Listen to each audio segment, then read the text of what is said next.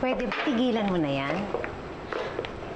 Magiging alcoholic ka na niyan eh. Pabayaan mo nga ako. Ano, gusto mo isa pa? O magtitino ka na? Ano bang dapat kong gawin? Ayaw na sa akin ni Benj, ayaw na sa akin ni James, ayaw na nila sa akin lahat. Tanga ka pala eh. Kung yung James ay yan, ibasura mo, itapon mo. Pero si Benji hindi mo pwedeng sukuan.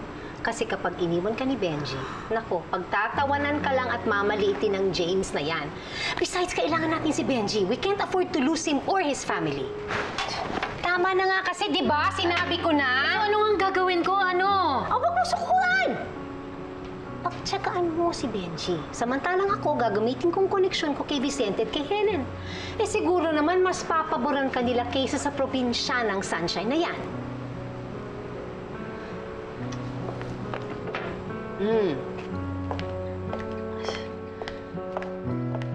Pwede ko pong kausapin si Sir Vicente.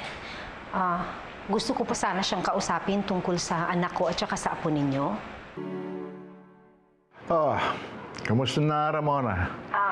Sir Vicente, hingi lang po sana ako ng paumanhin tungkol po sa nangyari sa party ninyo. Hindi naman po sinasadya ni Trish na manggulo. Naiintindihan namin ang pinagdadaanan niya. Kumusta na siya? Naku, she's really so devastated about what happened sa kanila ni Benji. Mahal na mahal po ng anak ko ang apo ninyo. Kaya hindi po niya maintindihan kung bakit makipaghiwalay po sa kanya si Benji. Bayaan mo. Kakausapin ko siya.